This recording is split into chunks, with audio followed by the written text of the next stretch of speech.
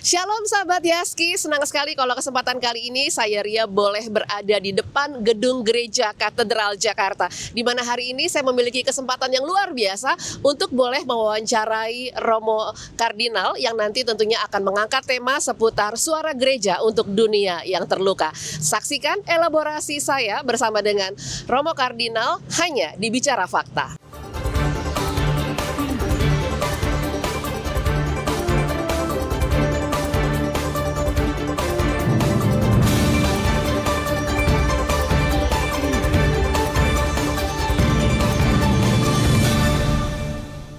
Langsung saja, Romo, terima kasih sudah menerima kami di sini, Romo. Dengan senang hati, Ibu Ria. Iya. Selama ini kalau buat saya pribadi, Romo biasanya hanya lewat, belum pernah masuk. Ketika masuk ke sini merasakan sukacita karena ternyata cukup banyak masyarakat yang boleh hadir ya, Romo, di katedral di hari-hari biasa gitu, Romo. Iya, banyak sekali, Terbuka. apalagi sekarang Gereja Katolik kan merayakan yang namanya tahun yubileum. Oke. Jadi di seluruh gereja di Keuskupan Agung Jakarta yang jumlahnya 70, itu umat banyak yang berziarah dari gereja ke gereja. Dan tema tahun yubileum itu memang sesuai dengan yang tadi Ibu Ria katakan, judulnya adalah Peziarah Pengharapan. Justru karena dunia yang sedang terluka ini. Ketika dunia terluka dan kesembuhannya itu kalau ada terlihat sangat pelan-pelan, orang dengan mudah dalam bahaya untuk kecil hati bahkan putus asa. Di tengah-tengah keadaan seperti inilah Gereja Katolik melontarkan gagasan tahun yubileum Peziarah Pengharapan. Itu berarti merata di seluruh Indonesia, Romo? Berbeda-beda. Oke, berbeda-beda. Jadi ada aturan dari Vatikan tentu saja, di keuskupan-keuskupan lain itu yang dijadikan tempat ziarah hanya gereja katedral. Atau paling-paling beberapa gereja yang berdekatan. Ditunjuk ya, Romo? Ditunjuk oleh uskupnya masing-masing. Tetapi di Jakarta ini semua gereja diizinkan untuk membuat yang namanya Porta Santa, itu pintu suci yang menjadi pusat peziarahan itu. Jadi yang paling ramai ya di Jakarta. Ini dibuka setiap hari untuk? Setiap hari, setiap hari. Jadi karena apa? Karena Jakarta ini kan secara geografis sempit ya. Tapi kalau seperti Bogor misalnya itu parokinya kan sampai ke Banten, sampai kemana. Lebih luas ya, Romo? Jadi susah untuk berziarah kemana-mana itu. Sehingga banyak umat dari keuskupan lain seperti Bandung, Bogor, bahkan dari luar Jawa mendengar cerita tentang ziarah pengharapan itu, banyak yang datang ke sini untuk melihat gereja-gereja di Keuskupan Agung Jakarta. Apa yang mereka harapkan di tahun jubileum ini?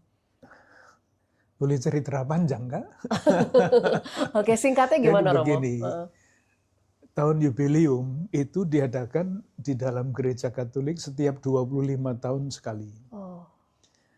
Tetapi pada tahun 2015 sampai 2016, Paus Fransiskus almarhum itu memaklumkan tahun suci luar biasa. Waktu itu judulnya, temanya adalah Kerahiman Ilahi. Jadi beliau sendiri mempunyai pengalaman pribadi bahwa Allah itu adalah yang Maha Rahim.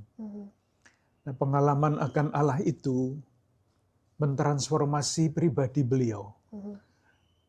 Waktu itu usianya baru 17 tahun. Wah, tapi sudah mengalami pengalaman yang begitu mendalam. Dan itu menentukan terus, sampai salah satu buahnya adalah kita lihat ketika beliau datang ke Indonesia kan. Diterima dengan sukacita oleh semua umat ya, Romo? Dan yang penting itu keteladanannya. Jadi misalnya pilihan kendaraan yang dinaiki. Misalnya itu ya. Sederhana sekali ya, Romo. Saya lihat sepatunya, Paus biasanya sepatunya merah. Beliau sepatunya ya yang seperti sepatu biasa yang sudah garis-garis karena sudah lama dipakai. Jadi pengalaman akan Allah yang Maha Rahim itu mentransformasi pribadi beliau. Nah, transformasi pribadi itu tampak di dalam pilihan-pilihan pribadi. Yang kecil itu tadi kendaraan, sepatu, jam, yang dilihat oleh yang dilihat. Kesederhanaan seperti itu. Dan buah dari diharapkan dalam pribadi itu terjadi berkat transformasi pribadi Paus Fransiskus. Gereja Katolik sekarang sedang mengalami transformasi besar-besaran. Jadi dinamikanya adalah pengalaman akan Allah, transformasi pribadi, transformasi institusi. Harapannya, ini kan pengalaman pribadi Paus Fransiskus. Harapannya dunia ini mengalami dinamika yang sama. Seperti yang beliau rasakan. Jadi transformasi, akhirnya transformasi institusi negara-negara menjadi negara yang semakin, memakai istilah ini ya, menghargai kemanusiaan, menghargai martabat manusia, menghilangkan luka-luka kemanusiaan, jenjang yang semakin jauh antara yang beruntung dan yang kurang beruntung. Tetapi realitasnya kan tidak seperti itu. Nah, itulah yang membuat Paus Fransiskus yang sama sebelum beliau meninggal itu memaklumkan tahun suci yang biasa dengan judul Peziarah Pengharapan. Karena harapan yang dulu dilontarkan untuk umat manusia, khususnya Gereja Katolik, itu tidak mencapai, tidak seperti yang diharapkan, jauh dari harapan. Oleh karena itu, nasihat beliau adalah supaya dalam keadaan apapun menampilkan wajah Allah yang berbelas kasih, yang kerahimannya tanpa batas, yang berbuah pada penghargaan terhadap kemanusiaan. Itu terus diperjuangkan. Jangan kecil hati, apalagi putus asa. Kita mesti menjadi penabur-penabur pengharap. Itulah tahun suci tahun ini. Jadi ketika itu sudah dirasakan oleh satu umat saja, satu orang saja, maka itu juga akan mentransformasi yang lain. Diharapkan seperti itu, menularkan begitu ya Romo? Harapannya. Tapi kan tidak terjadi. Perang bertambah, kesenjangan ini, konflik ini, korupsi, dan sebagainya. Iya. Tapi Romo melihat tetap ada harapan kan Romo? Loh. Nah, sekarang soal teknis Mbak, Ibu. Harapan itu adalah istilah teknis untuk iman. Yang di dalam bahasa sehari-hari itu sering ditukarkan, sama saja kelihatannya, optimisme, harapan, seolah-olah sama. Padahal tidak. Optimisme itu hitung-hitungannya, dasarnya hanya perhitungan manusiawi. Jadi menurut analisa sosial ekonomi misalnya ya, nanti tahun 2030 Indonesia bebas korupsi. Hitung-hitungan analisa sosial ekonomi. Nanti kalau tahun 2030 korupsinya tidak berkurang, optimismenya hilang. Jadi pesimisme ternyata sama saja. Harapan itu berbeda. Harapan itu landasannya iman. Salah satu kalimat yang boleh dikutip, satu kalimat saja ya, itu bisa diambil dari misalnya surat kepada orang Filipi bab 1 ayat 6. Allah yang telah memulai karya yang baik akan menyelesaikannya juga. Jadi kalau Allah sudah mulai yang baik dan akan menyempurnakan, ya entah kapan, entah bagaimana, pada waktunya yang namanya damai sejahtera itu akan menjadi kenyataan. Kapan kita tidak tahu. Atau kalau kita membaca seluruh Alkitab ya, dari kitab Kejadian, itu kan bab 1 sampai bab 3 kisah penciptaan. Dan referennya kan semua baik, semua amat baik. Tapi sesudah itu menyusul dosa. Manusia jatuh ke dalam dosa dan seterusnya. Dan sejarah itu seolah-olah adalah pertempuran antara kejahatan dan kebaikan. Antara yang baik dan yang jahat. Nah, kalau begitu kan kadang-kadang yang jahat itu jauh lebih kuat tampaknya daripada yang baik. Lalu kita harus meloncat ke kitab Wahyu bab 21. Ketika ditunjukkan bahwa ada Yerusalem yang turun dari surga. Itulah kepenuhan keselamatan. Secara konseptual, secara alkitabiah. Tetapi tentu keselamatan itu harus diwujudkan di dalam realitas ya kehidupan manusia yang sangat konkret. Nah, itulah yang namanya tanda-tanda pengharapan. Iya. Oke. Romo juga adalah bagian dari Dewan Kehormatan dari ICRP. Sebetulnya bagaimana keterlibatan Romo sendiri di ICRP yang memang ini tujuannya adalah menyatukan seluruh umat pada perdamaian juga begitu kan Romo. Sebenarnya bagaimana ICRP itu apa Romo? Boleh dijelaskan sedikit Romo? Iya, namanya kan Indonesian Conference on Religion and Peace. Jadi harapannya religi itu buahnya yang sangat konkret adalah perdamaian itu. Dunia. Perdamaian dunia, perdamaian yang sangat konkret, tidak ada perang, tidak ada penindasan, tidak ada konflik, tidak ada kekerasan. Mestinya itu menjadi buah dari yang namanya kita sebut agama itu. Nah, tokoh-tokohnya adalah tokoh-tokoh senior waktu saya masuk, itu saya masih muda. Oke. Umur berapa Romo ketika gabung di ICRP? Waktu itu tahun masih berapa ya? 55 atau sekitar itu. Ya, itu Gus Dur ya Romo? Itu Gus Dur, Syafi'i Ma'arif, Nurholis Majid. Itu yang tokoh utamanya. Tapi masih juga ada tokoh-tokoh yang muda dari Kristen itu, Ibu Pendeta, siapa lupa saya namanya. Dari PGI ya Romo? Dari PGI, iya. Dan ketua PGI selalu ada di situ juga. Jadi saya ikut di dalam ICRP itu sejak awal. Meskipun tidak begitu terlalu terlibat, karena namanya pendiri atau bukan pengurus harian ya. Sekarang ketuanya Mas Ulil, ketua satunya. Oh ya, Mas Ulil. Ketuanya Pak Abdul Mukti dari Muhammadiyah. Nah, Gereja Katolik mempunyai wakil di situ. Wakil yang lama sekali ikut menggerakkan ICRP itu namanya Romo Haryanto. Di Jakarta dulu tinggalnya di Teresia. Sekarang dia dipindah ke Jogja, ke Klaten. Nah, baru saja kami mengangkat seorang yang lain, yaitu Romo Heri Wibowo, sebagai wakil Gereja Katolik dalam hal ini Keuskupan Agung Jakarta, untuk terlibat di dalam ICRP itu. Mereka mengadakan konferensi-konferensi atau terlibat di dalam konferensi-konferensi internasional. Yang pernah saya ikuti itu di Aman. Saya masih ingat itu tahun 2000. Apa yang melatar belakangi sampai akhirnya terbentuk konferensi di Aman saat itu? Apa memang itu merupakan agenda rutin dari ICRP? Itu saya kira saya persis lupa, sudah 25 tahun Ibu ya. Tapi memang yang datang ke sana itu adalah penggerak-penggerak yang ingin mengembangkan kebersamaan antar komunitas beragama dengan pengalaman-pengalaman mereka yang paling baik yang dipunyai.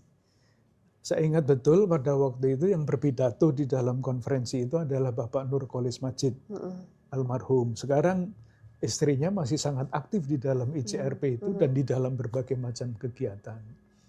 Saya masih ingat juga ada satu komunitas dari Italia yang namanya Focolarini. Itu di mana-mana juga menyebarkan damai. Sering berkontak dengan komunitas-komunitas agama di sini. Jadi intinya adalah beragama itu adalah hak asasi. Jadi tidak boleh ada yang menghalangi atau bahkan merusak melakukan gitu ya, kekerasan dan sebagainya. Maka ICRP di sini itu anggotanya itu dari berbagai macam aliran keagamaan. Termasuk aliran-aliran yang memang secara undang-undang belum diakui ya, Romo? Iya. Banyak sekali ya aliran-aliran di dalam masyarakat adat kan banyak sekali ya yang namanya agama-agama asli. Ada wakilnya di situ. Kayak saya tinggal di Provinsi Banten, di Banten pun juga cukup banyak aliran-aliran kepercayaan dari Sunda Wiwitan, dari Banten sendiri seperti itu. Itu mereka ikutan juga di ICRP. Kalau mereka mau masuk pasti ikut, tetapi ada wakilnya, yaitu dengan namanya saya lupa persis, tapi intinya adalah perwakilan dari agama asli, agama asli Nusantara. Ada wakilnya di situ. Iya. Bukan hanya satu, beberapa. Oh. Termasuk juga yang seperti Ahmadiyah dan yang kecil-kecil Sheikh juga ada di situ. Banyak. Iya, tujuannya memang kan untuk menyatukan begitu ya Romo ya, Betul. supaya tidak terjadi gap atau perbedaan yang mendalam gitu. Yaitu pertama-tama untuk menjadi saksi bahwa yang beragama, berkeyakinan itu adalah hak asasi manusia. Yang harus dihormati, tidak boleh dikhianati. Sehingga kami yang di dalam ICRP itu baru ada pertemuan di gedung sebelah di situ beberapa waktu yang lalu. Kami yang berkumpul itu ya bahkan ada agama Yahudi di situ. Oh iya. Dari Manado. Iya. Jadi kami yang ada di situ itu merasa ya kami semua bersaudara. Harapannya kebersamaan seperti ini menjadi, kalau memakai istilah yang tadi saya pakai ya, menjadi tanda pengharapan. Kalau di tempat lain orang berkelahi karena agama berbeda, keyakinan berbeda, kami di ICRP justru perbedaan itu menuntut dari kami semua untuk saling menghargai karena pengakuan dasar beragama, berkeyakinan adalah hak asasi setiap manusia. Menjadi suara hati di tengah-tengah masyarakat. Iya. Kalau kita melihat di tengah-tengah dunia sekarang, Romo, yang tengah dilanda berbagai bentuk luka gitu akibat perang, ketidakadilan atau krisis kemanusiaan, bagaimana Gereja Katolik menjelaskan ini atau memahami ini kepada umat? Pertanyaannya bagus, tapi biasanya pertanyaan bagus itu susah dijawab. Iya. Saya mengutip salah satu dokumen gereja dari Konsili Vatikan II ada di sini. Yaitu konstitusi pastoral gereja di tengah-tengah dunia. Iya. Salah satu kutipan yang paling sering dikutip, salah satu kalimat yang paling sering dikutip adalah bunyinya persis, saya lupa, tetapi rumusannya begini. Namanya kan Gaudium et Spes. Kegembiraan, Gaudium, et Spes, harapan, kecemasan dan kegelisahan umat manusia adalah harapan, kegembiraan dan harapan, kegelisahan dan kecemasan murid-murid Kristus juga. Jadi intinya adalah gereja mesti terlibat di dalam kehidupan dunia, di dalam sejarah kemanusiaan. Intinya itu, keterlibatan. Maka pertanyaannya adalah keterlibatan sejauh mana? Saya ambil saja contoh ya, mengenai perang. Ya. Ada dua dokumen yang penting di dalam Gereja Katolik yang dikeluarkan oleh Paus mengenai damai.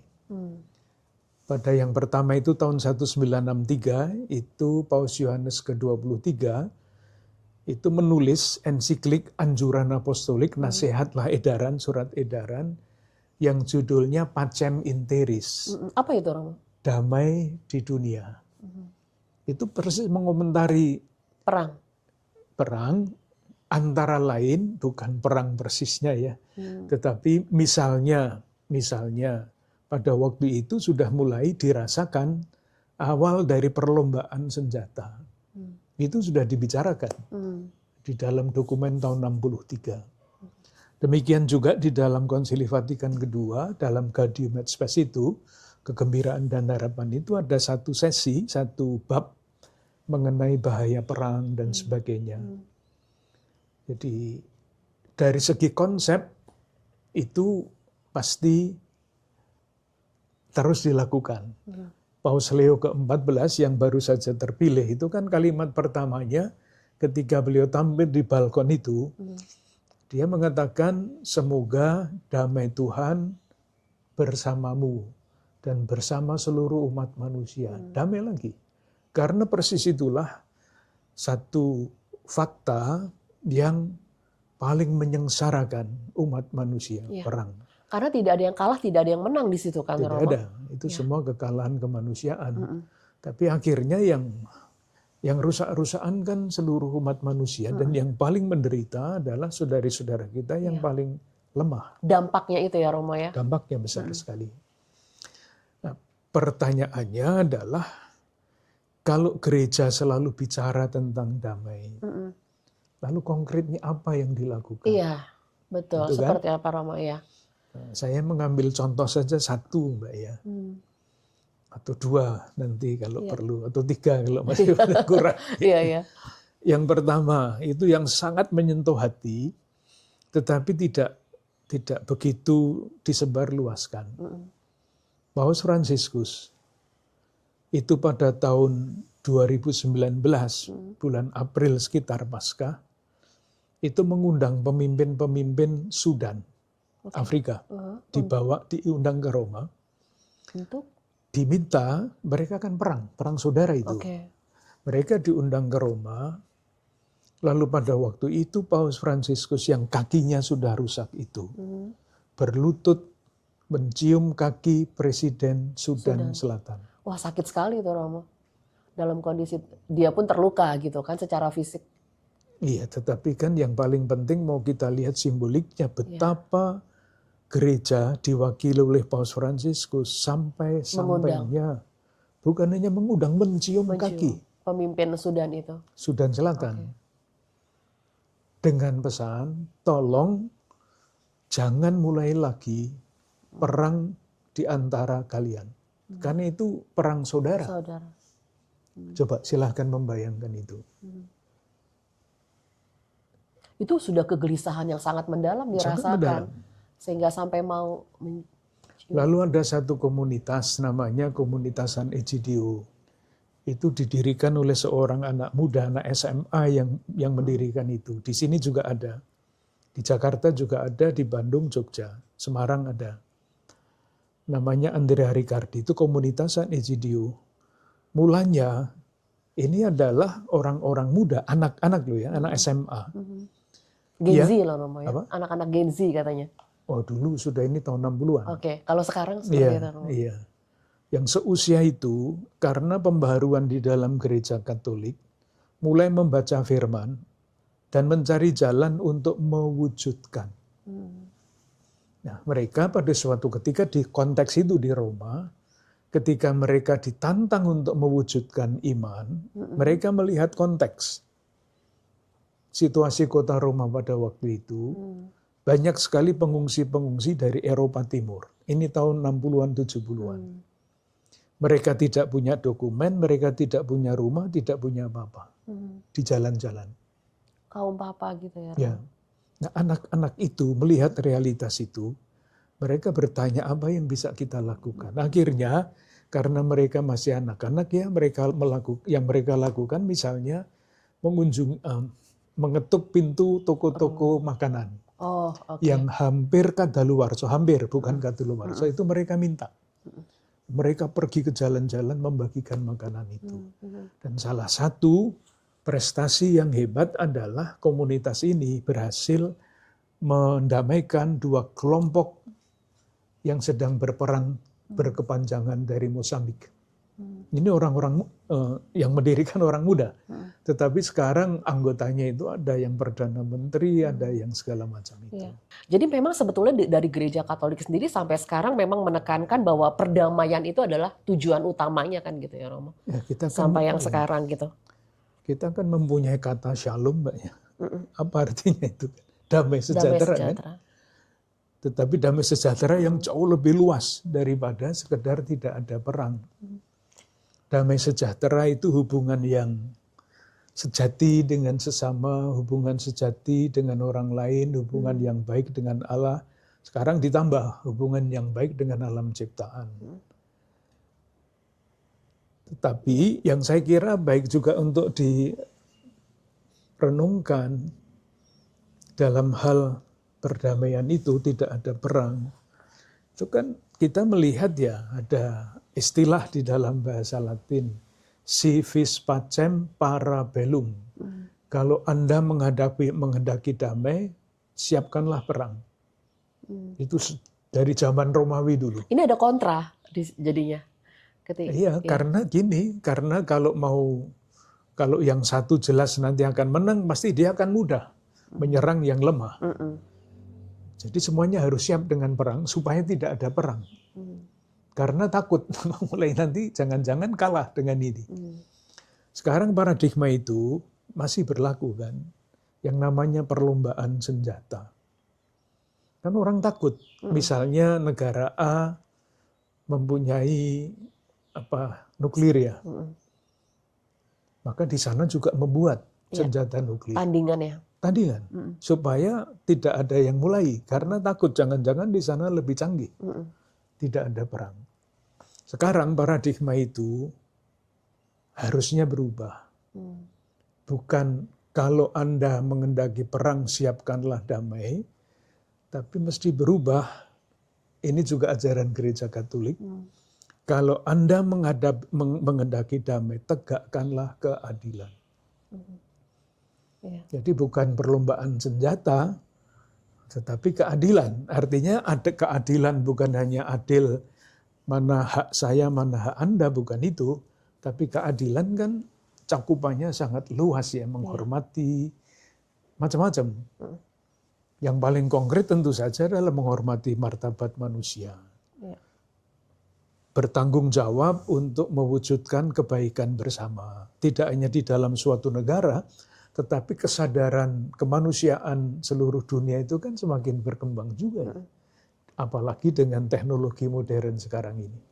Kalau Romo lihat apa yang menjadi tantangan gitu, khususnya di negara kita ketika Romo dan juga teman-teman, entah itu dari ICRP ataupun juga dari gereja sendiri, ketika menyuarakan perdamaian lintas agama, lintas budaya, Romo. Tantangannya apa sih, Romo?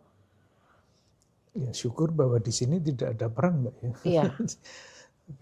Tapi kesenjangan sosial itu semakin terasa, Romo. Persis itu, Mbak. Saya sekarang berbicara di dalam bahasa gereja Katolik ya. Iya, boleh silakan Romo. Jadi di Keuskupan Agung Jakarta, karena gereja itu masing-masing keuskupannya otonom. Jadi di Indonesia ada 38 keuskupan, salah satunya adalah Keuskupan Agung Jakarta. Ketika saya mulai melayani di Keuskupan Agung Jakarta tahun 2009, saya berpikir apa yang bisa kita lakukan ya, supaya gereja itu sungguh seperti dikatakan di dalam dokumen ini, kegembiraan dan harapannya, kegelisahan dan kecemasannya, itu juga menjadi, itu kecemasan masyarakat juga menjadi kecemasan, kegembiraan, harapan murid-murid Kristus. Kami berpikir di Indonesia, kesimpulan dari penegasan bersama, diskusi kelompok dan macam-macam, mengundang aktivis-aktivis, ahli-ahli. Itu kesimpulan pertama dari tahun 2016 sampai tahun 2020. Itu mari kita mengajak umat untuk mendalami, mempelajari Pancasila.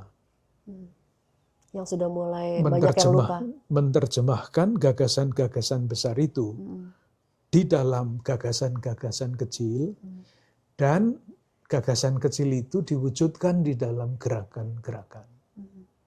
Menantang itu adalah sila kelima, keadilan sosial bagi seluruh rakyat Indonesia. Jadi cita-cita kita, cita-cita kemerdekaan misalnya ya, pembukaan Undang-Undang Dasar 45, atau pasal yang mengatakan fakir miskin dan anak-anak terlantar dipelihara negara. Sementara yang kita baca setiap hari, apa coba? Korupsi. Ya. Apalagi kalau sekarang ya beras juga dioplos, kurang apa? Pedagang-pedagang besar beras itu. Semua dioplos kan? Nah, sampai mengorbankan masyarakat yang kecil itu, di mana itu? Orang yang berpancasila mestinya kan tidak begitu itu. Tetapi sudah, itu berjalan 5 tahun, buah-buahnya sedikit-sedikit ada. Ada satu disertasi yang meneliti gerakan 5 tahunan itu. Nanti akan dipresentasikan beberapa waktu yang akan datang. Nah, sesudah sila kelima, keadilan sosial bagi seluruh rakyat Indonesia, lanjutnya 5 tahun sampai tahun 2026 nanti adalah ajaran sosial gereja. Itu langsung sambung. Keadilan sosial bagi seluruh rakyat Indonesia disambung dengan ajaran sosial gereja. bukunya tebal sekali segini. Kalau diringkas, pokok-pokoknya adalah menghormati martabat manusia, bertanggung jawab untuk mewujudkan kebaikan bersama, solidaritas dan subsidiaritas. Keempat, nah sekarang ini tahun keempat, memberi perhatian lebih kepada saudari-saudara kita yang kurang beruntung. Dan tahun depan kita ingin mengajak umat untuk semakin menyadari tanggung jawab untuk melestarikan lingkungan hidup. Berarti sekarang yang program kurang memperhatikan masyarakat yang kurang beruntung Iya. itu. Dan setiap tahun ada penandanya. Jadi misalnya sekarang ya, ini kan memperhatikan saudara-saudara kita yang kurang beruntung. Ini nanti menjadi tanda pengharapan. Moga-moga juga bisa menjadi semacam suara hati dalam menegakkan perdamaian, persaudaraan. Jadi misalnya, ada 3 yang bisa saya sebut, atau 2 kalau terlalu banyak. Yang pertama, di jalan-jalan di Jakarta ini banyak berkeliaran saudara-saudara kita yang diberi cap label ODGJ, orang dengan gangguan jiwa. Masuk ke rumah sakit jiwa tidak diterima, keluarga tidak mau memelihara. Ditolak di mana-mana. Ditolak di mana-mana. Maka inisiatif yang dibuat oleh beberapa dokter, psikiater, psikolog bersama-sama dengan teman-temannya itu merancang rumah singgah untuk mereka, untuk ODGJ ini. Iya, di daerah Cilincing tempatnya. Sekarang ada di situ. Ini tanda kecil, tidak sangat berarti, tidak akan mengubah dunia, tetapi itulah wujud konkret dari perhatian kepada saudari-saudara kita yang paling lemah. 2, selain rumah singgah, ada rumah teduh. Rumah teduh itu untuk siapa? Banyak saudara-saudara kita, lebih-lebih anak-anak kita yang usianya masih sungguh anak-anak, dari 3 bulan sampai 11-12 tahun. Itu yang mengidap penyakit-penyakit yang berat. Yang tidak bisa diobati, entah di Sorong, entah di tempat-tempat yang jauh. Biasanya dirujuknya ke RSCM atau RSPAD. Kalau mereka datang ke sini, tinggal di mana? Itu anak-anak dipasangi selang macam-macam itu. Jadi rumah teduh itu untuk keluarga? Untuk keluarga, dengan anak yang sedang berobat. Di mana itu, Romo? Di Pasar Senen situ, dekat Oh, Senen. dekat dari RSPAD, dekat dengan RSCM juga ya? Persis ya. Jadi itu inisiatif untuk damai kan bukan hanya tidak ada perang ya, tetapi damai itu shalom dalam arti yang utuh tadi. Jadi ketika martabat manusia dihormati, pasti itu membawa damai. Ketika saudara-saudara kita yang kurang beruntung itu diperhatikan, pasti membawa damai. Dan salah satu kesaksian yang menarik itu begini, Mbak. Itu kan kebanyakan saudara-saudara kita Chinese ya. Dan yang sakit-sakit itu kan dari berbagai macam tempat yang bukan Chinese. Mereka itu heran ketika disapa, ketika diperhatikan, kok ada ya cicik-cicik yang baik hati. Gimana, Romo? Ada ya? Cicik-cicik yang baik hati. Oh, oke. Dan mereka pikirannya kalau orang yang beragama Kristen, Katolik, itu najis ke apa, apalagi dengan itu ya sebutan Chinese itu dianggapnya mungkin nanti ada semacam tujuan di balik bantuan itu gitu ya, Romo. Ada kepentingan gitu. Nah itu ternyata buahnya bagus sekali. Bagus sekali. Jadi itu juga akhirnya mengecilkan gap yang selama ini jadi jurang begitu dalam gitu ya, Romo ya. Tidak akan menyelesaikan masalah. Tetapi intinya itu kan tadi ya, kalau memakai bahasa tahun jubileum, ini menjadi tanda-tanda pengharapan.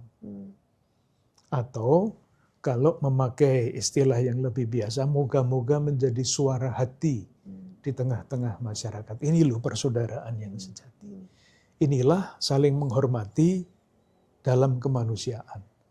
Tidak ada sekat-sekat, semuanya adalah manusia di hadapan Tuhan yang memang mau dihormati martabatnya, kayak yang sakit, yang ini, yang itu. Ya. Jadi Romo sendiri melihat bagaimana pentingnya gitu. Bagaimana Romo melihat hubungan antara keadilan sosial dan juga perdamaian dalam konteks Indonesia sekarang ini? Nah itu tadi kembali kepada semboyan yang harusnya ditegakkan ya. Kalau Anda mengharapkan damai, tegakkanlah keadilan.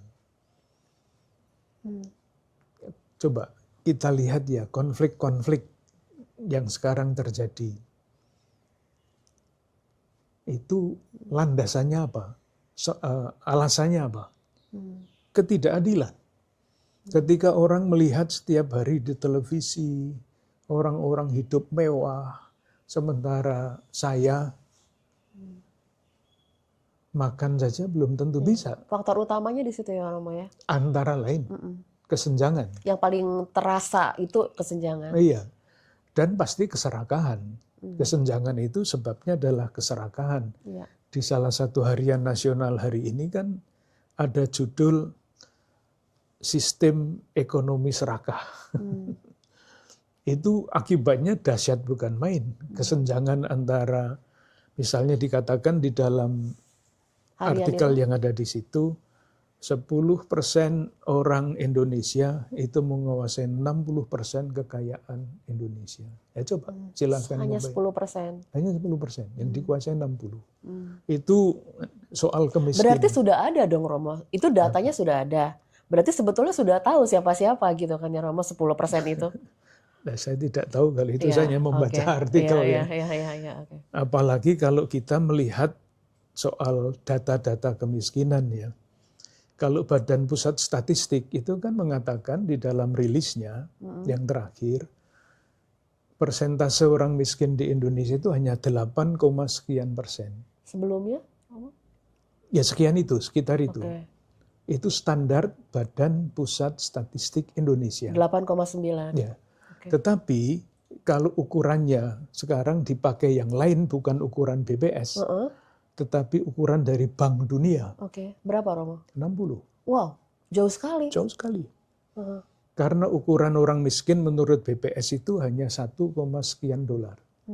Sementara Bank Dunia itu 3, sekian. 2 kali lipatnya Romo angkanya ya? Hampir 3. Hampir 3 ya. Itu kalau kita... Berarti perekonomian kita bisa dibilang ya memang terpuruk sekali ya. Melihat angka kemiskinan itu hanya seperti itu gitu. Pasti ada hitung-hitungannya sendiri. Tetapi kalau misalnya ada data-data pembanding seperti itu kan, saya membayangkan loh ya. Mestinya realistis kan. Ini kok jauh sekali ini dari Bank Dunia yang pasti ada kaitannya dengan negara kita, dengan BPS yang mempresentasikan angka yang sangat berbeda. Kan mestinya itu dijadikan bahan untuk... Iya. Bahan diskusi, bahan penelitian juga, dan tanda tanya juga sih Romo, tanda tanya besar. Kita yang membaca aja kan itu tanda tanya gitu kan. Dan itu ditulis, bukan ini pendapat saya, bukan, itu ditulis di harian. Jadi semua orang bisa baca. Ketika Romo membaca itu gitu, apa yang terlintas gitu dalam pikiran Romo saat itu? Ya, pengalaman, ketika membaca 2 data yang jauh berbeda. Pengalaman konkret Mbak, ya. Saya cerita saja. Okay. Tadi pagi saya ketemuan seorang pemulung. Pemulung datang di sekitar sini, Romo? Masuk ke rumah ini. Masuk ke sini? Iya. Oke. Dia bercerita, saya tinggal di situ, di daerah Sunter sana. Pondokan saya mau digusur. Saya harus apa ini? Saya bisa berbuat apa? Minta nasihat. Realitas ya. Orang miskin, anak terlantar, dipelihara negara. Iya, sesuai undang-undang. Nah, ini orang miskin apa enggak pemulung ini? Iya. Nah, tapi tidak dipelihara negara. Aduh, enggak tahu saya kalau itu ya. Tapi yang jelas orang itu datang dan besok mau saya hubungkan dengan Tembaga Daya Dharma.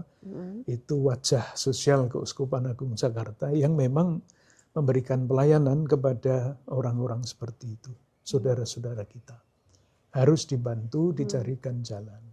Sekitar 1 bulan yang lalu, saya menerima surat dari seorang anak SMA. Mau didoakan supaya bisa melanjutkan sekolah. Saya undang anak itu ke sini, jam 2 siang. Saya tanya, Dik, sudah makan belum? Belum. Tadi pagi belum. Nah, saya terus tanya, nah kalau di sekolah bagaimana? Ibumu memberi bekal apa enggak? Enggak. Terus kamu enggak makan seharian? Dia mengatakan, ini juga ada yang sangat bagus ya. Saya diberi sisa-sisa makanan teman saya. Oke. Ini baru 1 hari, Mbak ya. Sehari-hari bagaimana? Kalau tidak ada teman yang memberi bagaimana Nah, gitu ya? ya kalau pas memberi, kalau enggak, kalau habis dimakannya sendiri. Ini potret kemiskinan Yang real. yang sangat real. Belum kalau kita pergi ke lapak-lapak tempat pembuangan sampah. Jadi yang tadi saya katakan, komunitasan EJDO tadi, itu setiap hari Jumat, mereka itu jam 4 sore berdoa, memasak, lalu jam 7 mereka mulai keliling di daerah Meruya di situ. Menjadikan saudara-saudara kita yang miskin, yang malam-malam tidur di gerobak sampah, itu menjadi sahabat. Oke. Bukan hanya diberi makan, dijadikan sahabat. Maka mereka datang berkeliling, mengunjungi pos-pos itu. Mereka duduk di situ, membawa makanan, makan bersama-sama di situ. Lalu bertanya, bagaimana anak yang dulu di sini sekarang ada di mana. Mereka mempunyai sahabat-sahabat yang disebut saudara-saudara kita yang miskin. Jadi bukan sekedar memberi makan, memberi nasi bungkus, mereka dijadikan sahabat. Sangat berbeda rohnya. Maka Paus waktu itu, waktu beliau berbicara di gereja katedral, kan bertanya kepada kami, apakah kalau Anda memberikan makan kepada para pengemis, Anda sentuh apa enggak tangannya dia itu? Saya pernah melihat ketika kami bersama-sama dengan komunitas EJDO duduk makan bersama-sama di sini, itu ada mobil lewat, mobil itu melemparkan gitu aja makanannya. Iya. Itu memang memberi makan, tetapi Tapi caranya tidak manusiawi. pasti bukan sahabat. Iya. Mereka takut kalau dirampok. Iya. Yang teman-teman ini enggak takut sama sekali sama saudara-saudara kita yang miskin. Mereka adalah sesama saudara. Jadi sebetulnya dari Paus sendiri juga memberikan teladan bahwa memberi bukan cuma sekedar memberi saja gitu ya, Romo. Tapi ada caranya. Pasti. Ada pesan yang ingin disampaikan selain memberi. Iya. Menghargai martabat manusia. Dan itu sejak masa mudanya menjadi keprihatinan. Martabat manusia yang mesti dihargai bukan karena jabatannya, bukan karena status sosialnya, tetapi karena memang dia manusia. Baik, sekarang Romo, apa nih pesan dari gereja sendiri gitu, khususnya untuk para pemimpin bangsa dan juga masyarakat kita mengenai tanggung jawab moral dalam menanggapi situasi ketidakadilan sosial tadi yang Romo sudah sampaikan itu? Situasinya kompleks sekali, Mbak ya. Saya mungkin berbicara secara sangat umum. Ada satu nota pastoral sangat tipis yang dibuat oleh Konferensi Wali Gereja Indonesia tahun 2004. Sudah 21 tahun yang lalu. Nota pastoral itu dibuat berdasarkan satu teori. Jadi bukan pendapat pribadi, teori. Dari, saya lupa namanya, lembaganya saya lupa. Teorinya berkata begini, secara singkat, sederhana, keadaban publik, keadaban ya, lawannya kebiadaban, keadaban, itu ditopang oleh 3 pilar.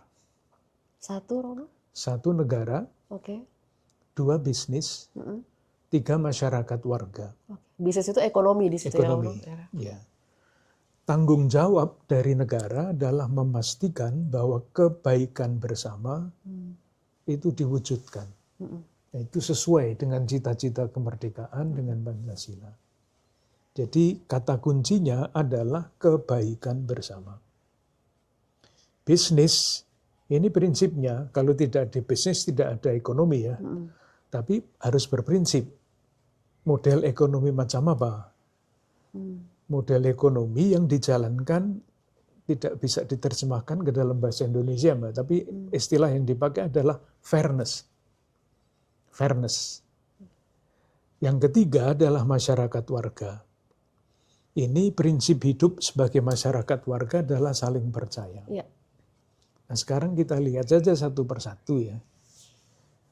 Apakah negara sungguh-sungguh menjalankan tanggung jawabnya untuk mewujudkan, memastikan kebaikan bersama. Sila kelima Pancasila misalnya.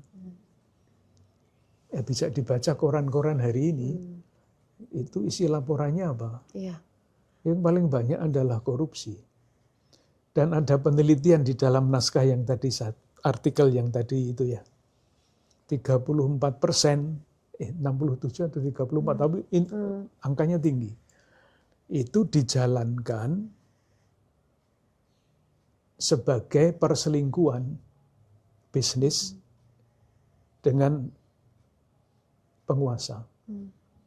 Jadi bisnisnya dijalankan dengan pejabat ini, pejabat itu, dapat proyek ini, dapat proyek ini. Nepotisme. Bukan hanya itu, tapi ya yang lain-lain juga. Iya, perselingkuhan istilahnya. Iya.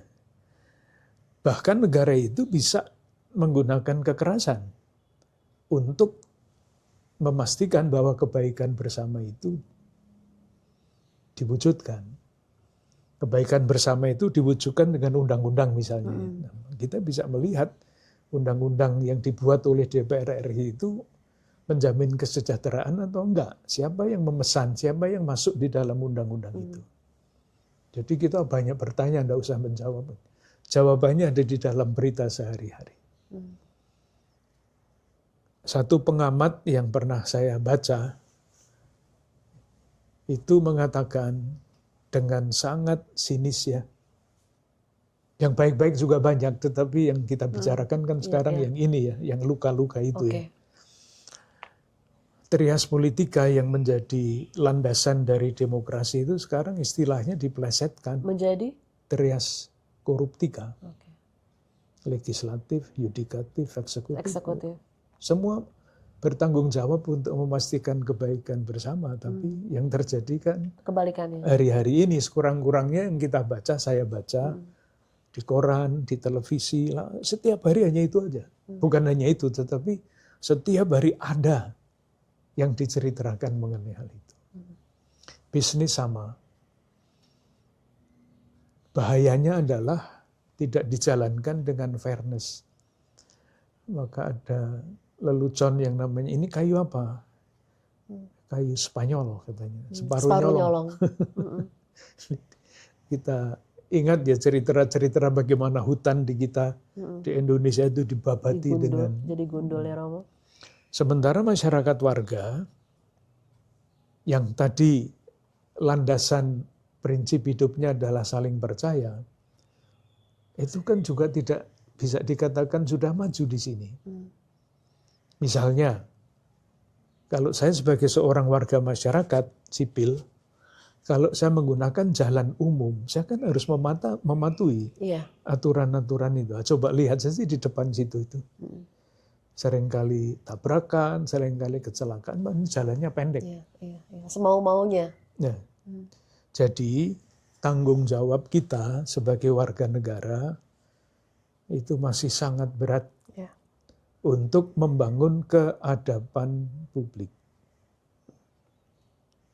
Dan kalau keadaban publik tidak semakin terbangun, itu konflik-konflik sosial rasa-rasanya akan semakin banyak. Ke depan juga begitu Romo melihat? Saya bukan analis ini ya Mbak ya. Tapi kalau melihat tanda-tandanya memang tidak mungkin kita berharap dalam waktu dekat negara kita itu akan menjadi negara yang sungguh-sungguh seperti dicita-citakan oleh Undang-Undang Dasar 45. Masih banyak yang harus dibenahi. PR-nya banyak ya Romo? Pendidikan itu yang utama. Kemiskinan harus ditangani dengan baik. Dan tentu saja tata kelola pemerintahan. Jadi tiga itu, pemerintahan, negara, bisnis, Dan tata masyarakat kelola. warga itu semua harus berjalan bersama-sama supaya keadaban publik itu pelan-pelan terbangun. Sebetulnya orang-orangnya sudah ada, lembaga-lembaganya sudah ada, tapi nggak mau jalan bersama, mungkin itu Kak Romo akhirnya gitu. Oke Romo, kalau kita melihat teladan dari Yesus Kristus yang paling relevan dihadapi atau dihidupi umat di zaman yang penuh luka seperti ini, teladan seperti apa dari Yesus Kristus Romo? Ini harus membicarakan seluruh kitab suci kan? Nggak usah semua Romo. Saya pilih salah satu ayat saja Mbak ya. Salah satu ayat yang menjadi rumusan di Keuskupan Agung Jakarta ini, murah hati.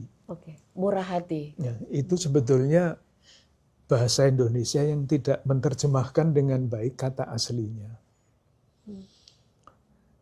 Kalau kita mengambil Injil Lukas, bab 6 ayat 36, itu kan Yesus mengatakan, hendaklah kamu murah hati seperti Bapamu murah hati. Iya.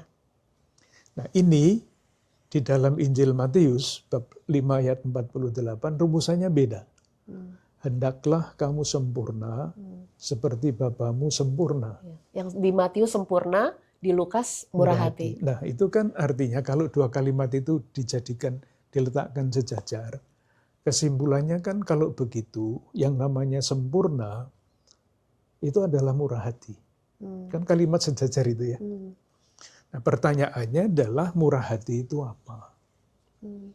Itu menerjemahkan kata yang di dalam bahasa Latin, bahasa Inggris compassion.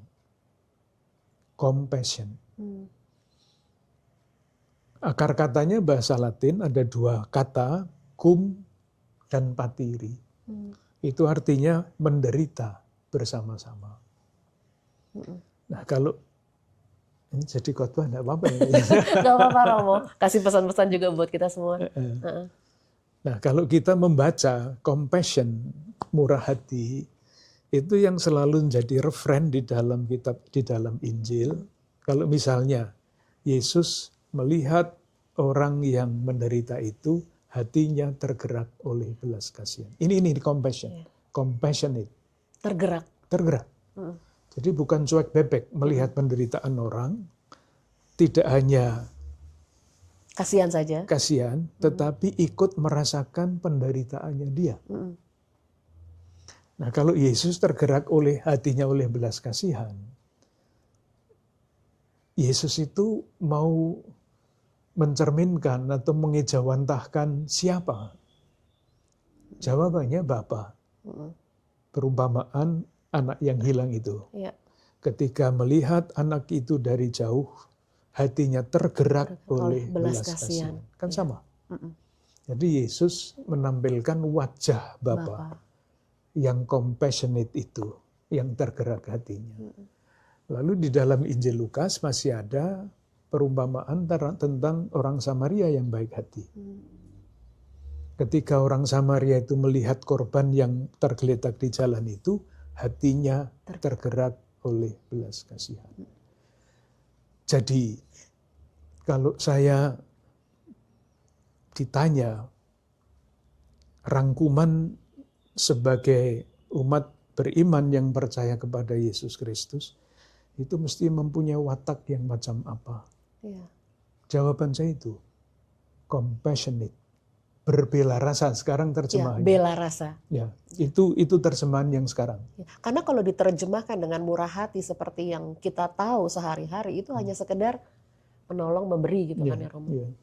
Ya memang harus dijelaskan. Waktu ini dibuat kata itu belum muncul. Compassion. Bukan. Terjemahannya bela rasa.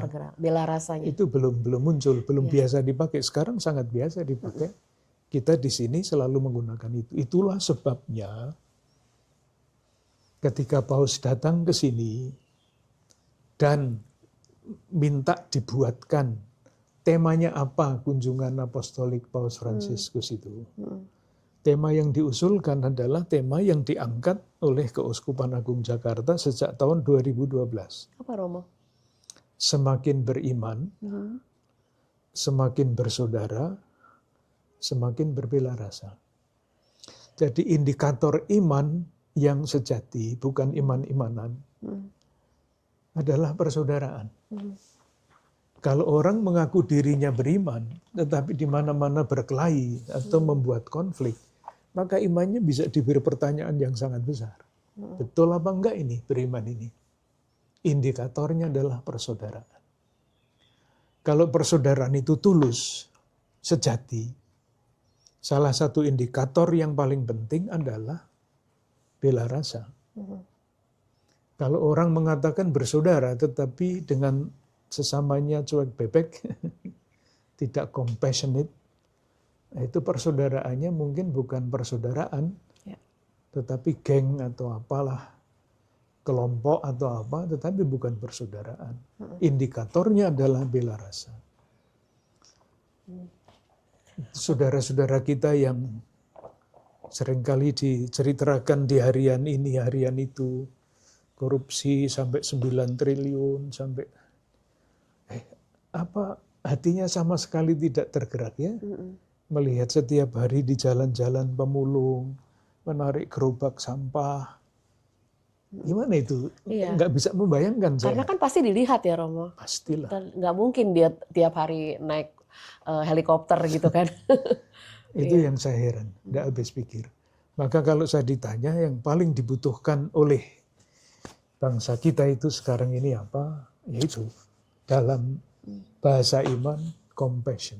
Romo, di kesempatan akhir mungkin Romo bisa menyampaikan pesan juga kepada kita semua sebagai seorang pemimpin rohani. Harapan terbesar Romo bagi gereja universal dan juga khususnya gereja di Indonesia untuk membangun dunia yang adil dan juga damai. Silakan Romo. Kalau pesan untuk gereja universal, untuk dunia terlalu jauh Mbak Yaya. Ya, untuk umat Romo. Kalau saya ditanya seperti tadi, jawaban saya selalu kembali. 3 kata tadi, cakupannya sangat luas. Semakin beriman, semakin bersaudara, semakin berbela rasa. Nah, bela rasa ini bukan konsep. Bela rasa ini adalah gerakan. Tindakan. Tindakan.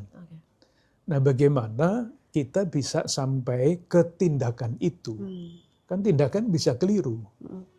Tindakan bisa tidak sesuai dengan konteks. Maka, mari kita kembangkan yang namanya spiritualitas gerakan. Jadi bukan konsep, bukan sekedar Gagasan omong, menulis, juga, enggak. Spiritualitas gerakan itu langkahnya 3. 1, kita mesti berdoa, mencari kehendak Tuhan.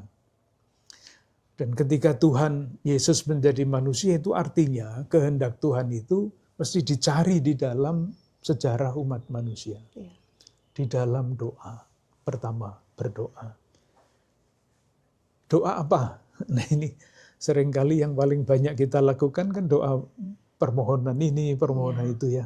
Keinginan kita Romo. Nah, ada satu istilah doa yang mungkin tidak lazim, yaitu doa mohon kecemasan. Doa mohon kecemasan. Supaya kita punya hati yang tergerak gitu ya. Supaya kita tidak berhenti di zona nyaman. Jadi zona nyaman kita. Iya, terlena kita. Iya, mohon supaya tetap mencari kehendak Tuhan itu apa, kehendak Tuhan itu apa. Doa mohon kecemasan itu. Rumusannya terserah. Yang kedua, kita itu dianugerahi hati dan budi, pikiran.